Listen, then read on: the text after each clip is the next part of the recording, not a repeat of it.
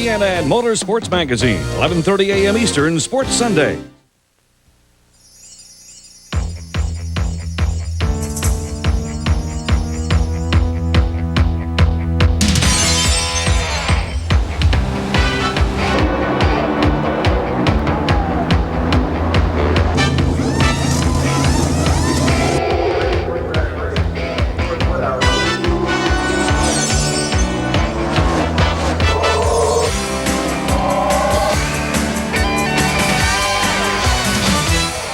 Welcome to this edition of Inside Winston Cup Racing, coming to you from the Monster Mile in Dover, Delaware, where they ran the Peak Antifreeze 500 last Sunday. The Busch Grand Nationals were here as well. Always a lot of action on this 1 mile track.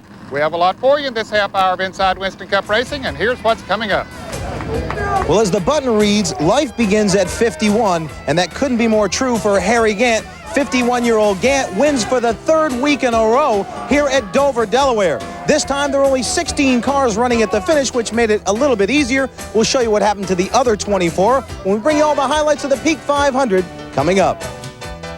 It was Gant again in victory lane on a Saturday afternoon. This time Harry drove away to take the checkers in the Splitfire 200, his 4th straight NASCAR victory. I'll have all the highlights. Last year, the NHRA All-Stars beat the Winston Cuppers 21-20 in a benefit softball game for injured driver Daryl Gwynn.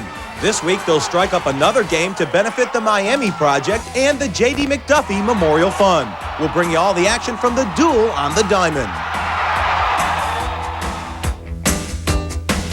Today's show is brought to you by Ford and your Ford dealer. Have you driven a Ford lately?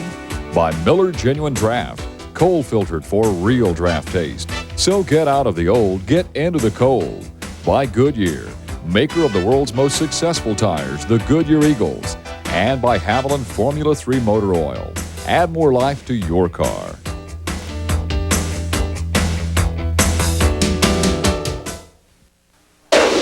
One manufacturer has more NASCAR victories than anyone. More NHRA Pro Stock victories than anyone. More consecutive IMSA GTO victories at Daytona than anyone. And more off-road victories in the last 5 years than anyone. That manufacturer is Ford. No wonder nobody enjoys the weekend like Ford.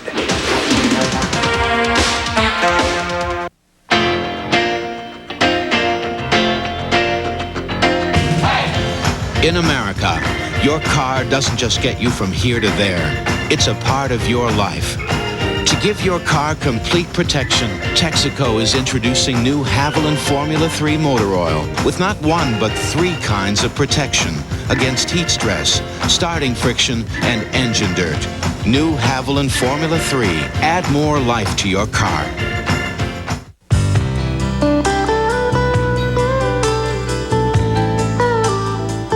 All of these championship-winning drivers have one thing in common: Goodyear Racing Eagles. The race-winning technology that's found in the Goodyear Racing Eagles can also be found in the world's best-selling line of high-performance street tires, Goodyear Eagle Street Radials. The champions know, and it's why we say the best tires in the world have Goodyear written all over them.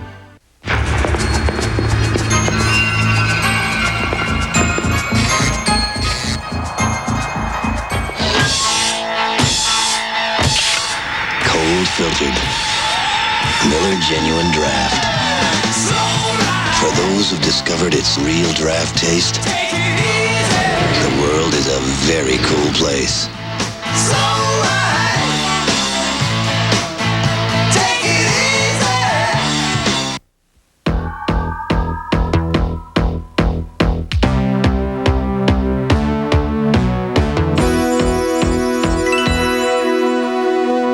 Peak Antifreeze has upped their sponsorship of the Peak Antifreeze 500 for 3 more years here at the Dover Downs International Speedway.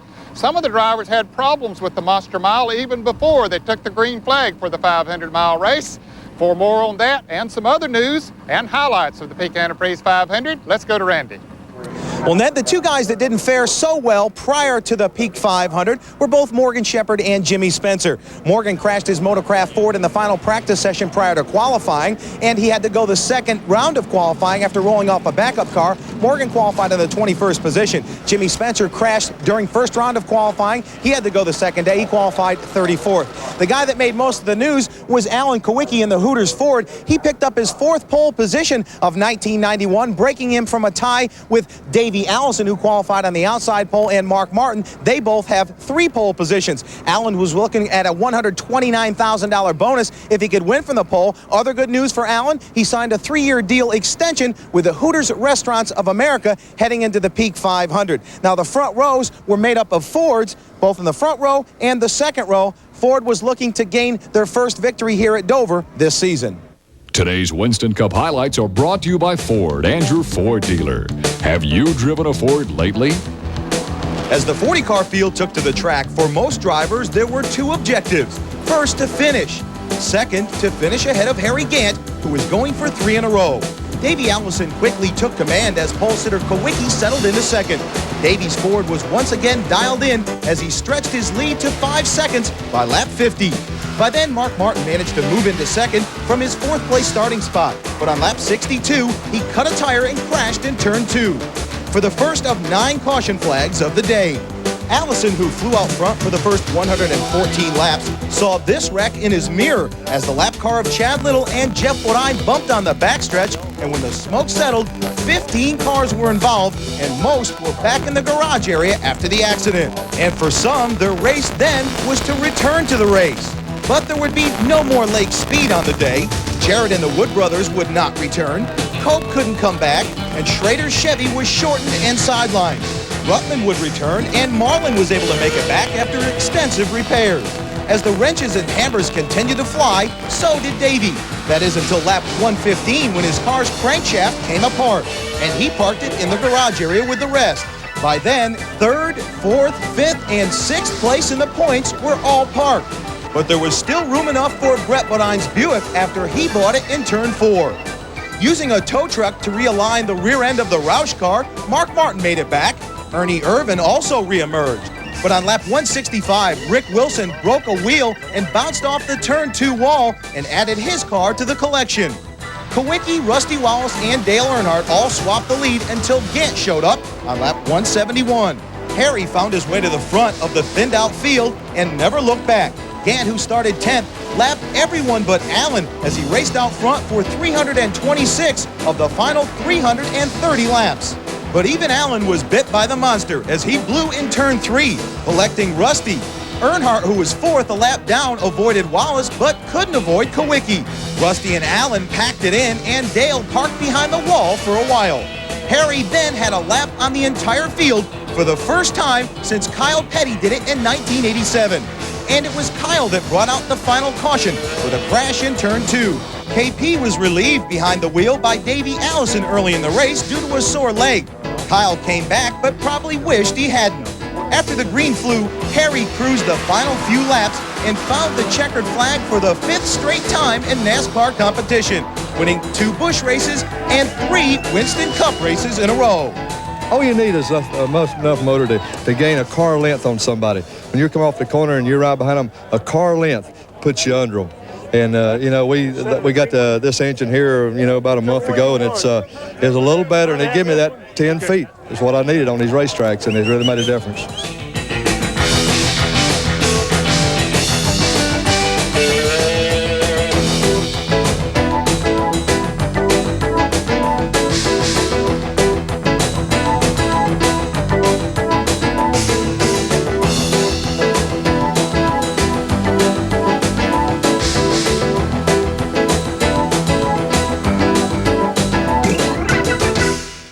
Of course, next week they'll be in Martinsville, Virginia on the short track for the Goodies 500, and we'll be there.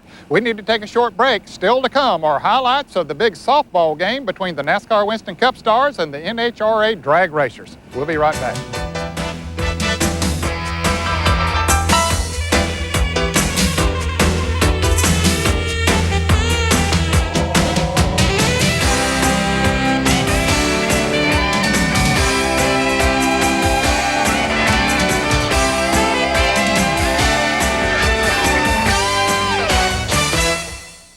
The Mustang. Wild, carefree, spirited, a proud symbol of America's heritage. It was the inspiration for the legendary Ford Mustang sports car, the sexiest car of the 60s that became an instant classic. Now through the Danbury Mint, you can own a magnificent replica of the car that took America by storm and made automotive history. This exquisitely crafted model of the 1966 Mustang will captivate you with its extraordinary workmanship and meticulous attention to detail. Hand assembled from over 140 parts, its body, chassis, drivetrain, and engine block are painstakingly crafted in heavy die-cast metal. The body hand-sanded, hand-painted, oven-baked, then hand-waxed to a gleaming finish. Meticulous in every detail, its precisely fitted doors open and close. The hood lifts to reveal its engine block, chromed air cleaner, even painted battery caps. So realistic, you can almost feel the incredible power of the Mustang's 289 cubic inch V8. No detail is spared to assure the most precise reproduction of this automotive legend. From the distinctive Mustang grille to its unique rear profile with triple panel tail lamps. Under the trunk lid, even the spare. Inside, two-tone seating. A sporty steering wheel that actually turns the wheels. Even a 4-on-the-floor stick. Underneath, more incredible detail, right down to the dual exhausts and gas tank. Each of its 143 parts is inspected, polished before painting, then hand-assembled by skilled craftsmen. It's hand-waxed and buffed to original showroom luster, then shipped with a certificate of title registered in your name. Call now to bring this magnificent model into your home. Available only by subscription through the Danbury Mint, this superb replica may be yours for far less than you'd expect to pay for a collectible of such extraordinary quality.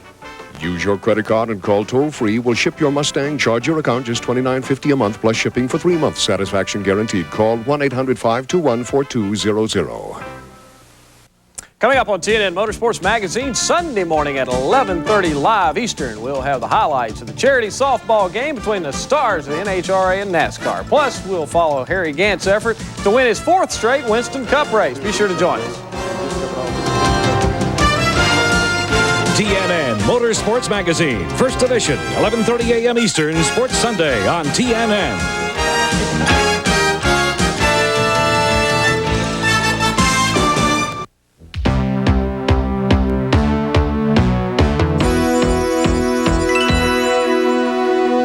In 1990, drag racer Kenny Bernstein organized a benefit softball game in Reading, Pennsylvania between the NASCAR Winston Cup drivers and the NHRA drag racers to benefit injured driver Darrell Gwynn. More than $150,000 was raised. So they decided to do it again in 1991. This time it would benefit the Miami Project to Cure Paralysis as well as the J.D. McDuffie family, and it was a wing-ding of an event.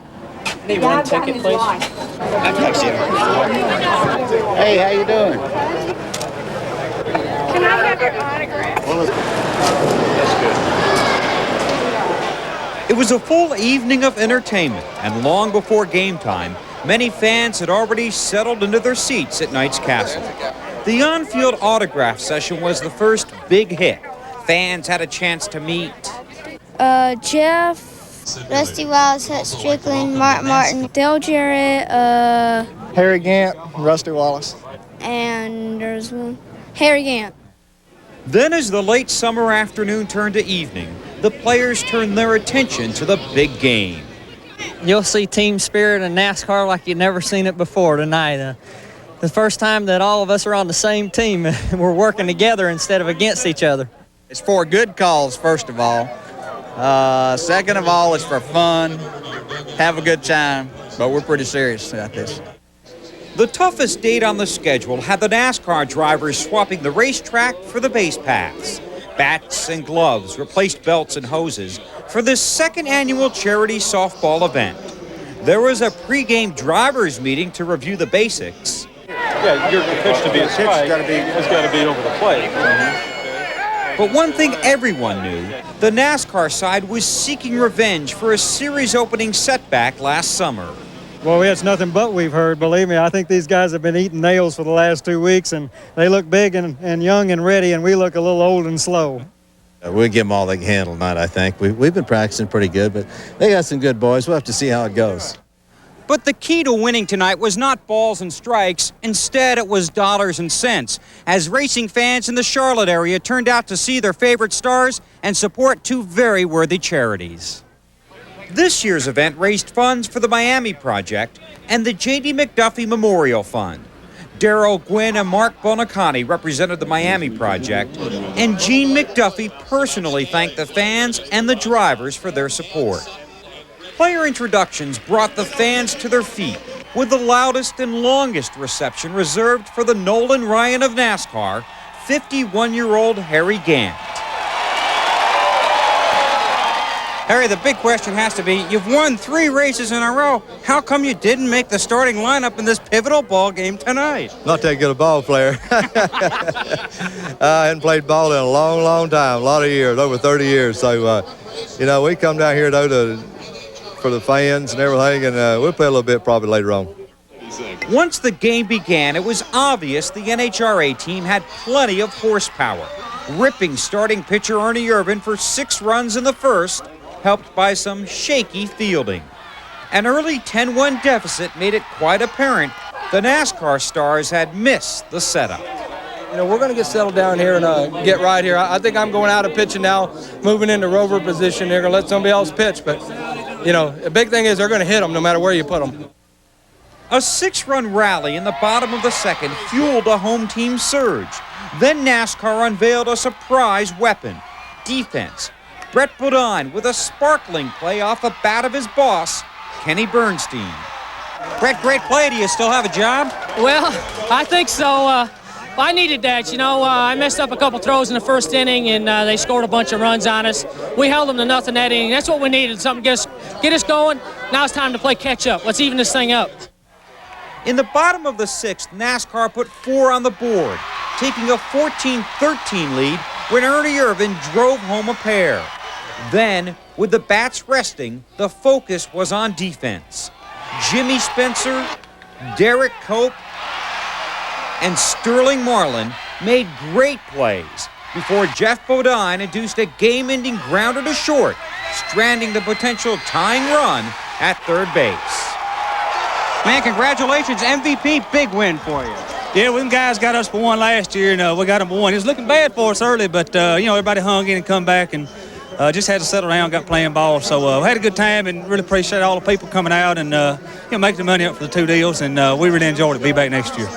Yeah, people don't realize how emotional it was because we wanted to win real bad, and the NHRA team wanted to win real bad. It was a tough game last year, and it was a tough game again, and the fans saw a heck of a game. I'll tell you what, it was like Major League Baseball without a doubt, The Nashville Network will present a 1-hour recap of this charity softball game Sunday afternoon, October 13th at 3:30. The final score really didn't matter because everybody came up a winner. Our congratulations to everybody who participated. We need to take a short break, but as we leave you for this break, here's this week's Haviland Track Talk, which deals with scuffing tires. This edition of Track Talk is brought to you by Haviland. Add more life to your car. During the final practice session for the Peak 500, many teams were turning 3 or 4 laps, then returning to the garage area, changing tires, then repeating the same process. What were they doing? They were scuffing tires. There's many times I've been here, you started the race and the car hasn't been just the way you want it, so you call into the pits and you tell the guys, hey, let's change some tire stagger around. So they put on you what they think is right, but it's unscuffed. It's a sticker tire. And then the thing grows because of heat and air pressure and how hard you carry it in the first corner when it's fresh, and it goes to an unknown. So what we're trying to accomplish right now is just put 2 or 3 laps on them, I've done 3 laps on these tires. We've done 7 sets of them, just to get them up to where we want it, It really don't change the texture of them, really. It just knocks the new off of them and gets that squirrely feeling off of them, as Rusty would call it. It just goes out on new tires and it just feels real squirrely, jumps around, and, just don't feel real good. And the stagger changes on them, unlike the radial tire where you put them on and you don't have to worry about the stagger changing. The bi-split tires, had a tendency to stagger going crazy on you, and you can go from first. We led a race up here last year and leading a race with like 40 to go and got a bad set of tires into the race, and stagger went crazy on those and finished 10th. We were good enough on the chassis setup that we had enough time to do all that scuffing. So I feel good that all our tires are scuffed, and hey, if sticker tires are better, you can always go to truck and get some. So. 2, 3. Davey Ellison believes.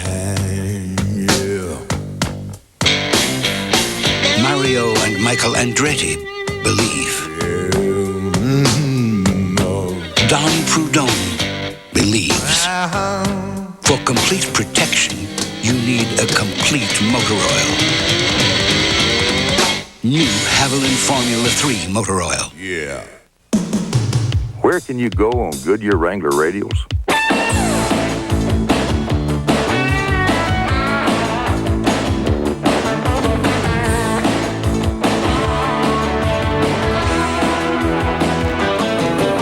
So where can you go on Goodyear Wrangler radials?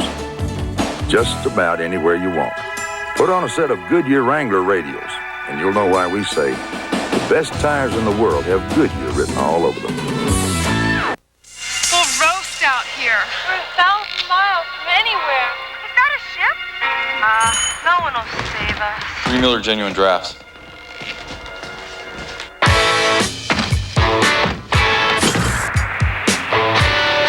Cold filtered Miller Genuine Draft.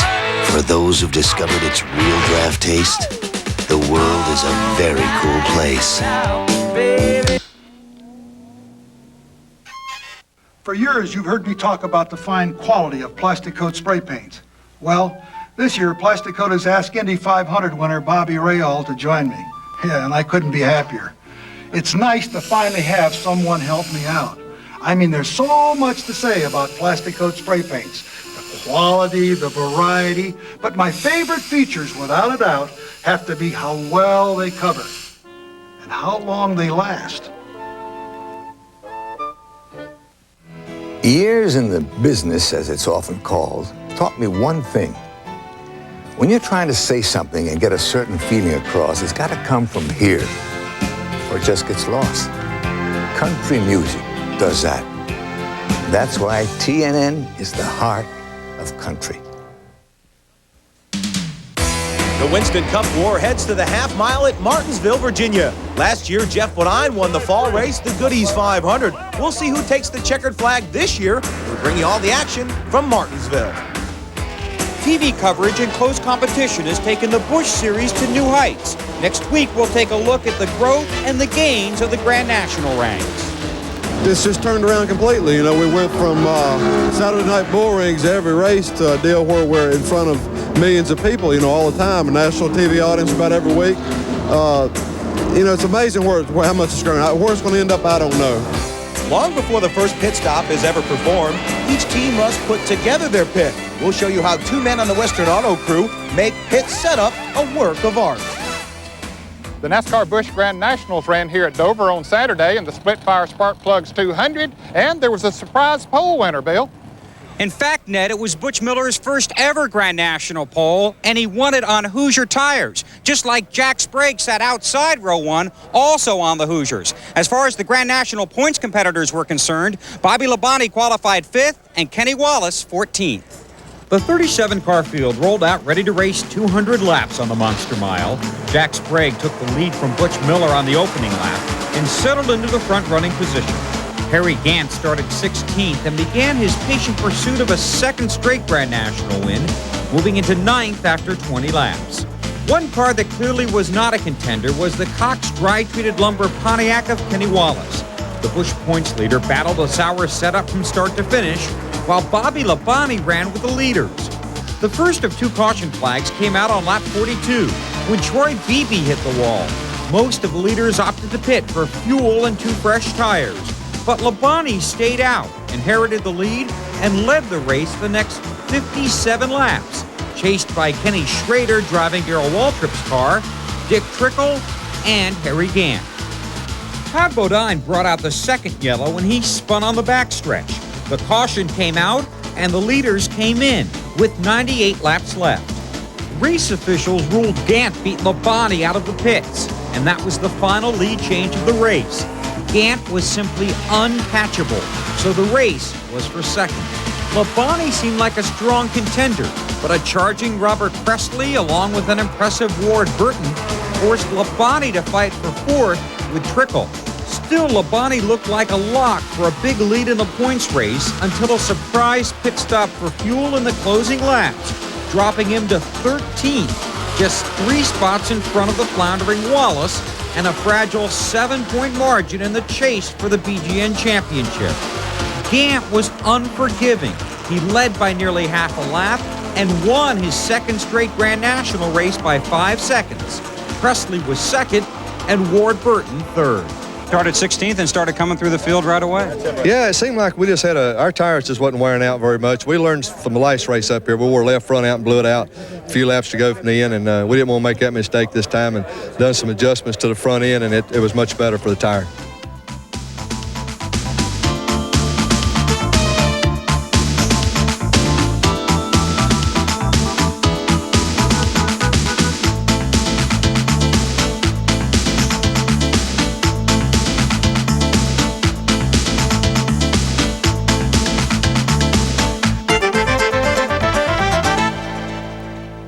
Today's mailbox is brought to you by Miller Genuine Draft. Our question today comes from Judy McCord of Elizabeth, Pennsylvania, who writes, what is the purpose of giving the move-over flag to someone on the same lap trying to stay in front so as to not go a lap down? Which way should the driver move, right or left, and who determines this? Well, Judy, for that answer, we'll go to Doyle Ford, who is the chief starter for NASCAR. Well, Judy, thanks for the question. It's a good question, and actually, I never give the layover flag to a car that's on the same lap. What we do is we will hold the flag stationary and just point toward the rear of the car, letting him know that faster traffic is approaching. That does not mean that he has any obligation to move over if he's trying to stay in the same lap. The direction that he moves depends on the racetrack. Most of the racetracks, the cars run low. I mean, the cars pass better on the high side, so the slower traffic does move to the inside. If you have any race questions, you can write to us at Inside Winston Cup Racing, Box 240-417, Charlotte 28224. If we use your question on the air, you'll receive this embroidered Miller Genuine Draft jacket free. Fans 21 and under will receive an IWCR cap and t-shirt. Our time's up for today. Hope you enjoyed the show, and you be sure to be with us here next week from the short track in Martinsville, Virginia. See you then. Today's show has been brought to you by Ford and your local Ford dealer. Winning the world over with 1991 trucks that are built Ford tough. By Miller Genuine Draft, cold filtered for real draft taste. So get out of the old, get into the cold. By Goodyear, maker of the world's most successful tires, the Goodyear Eagles. And by Haviland Formula 3 Motor Oil. Add more life to your car.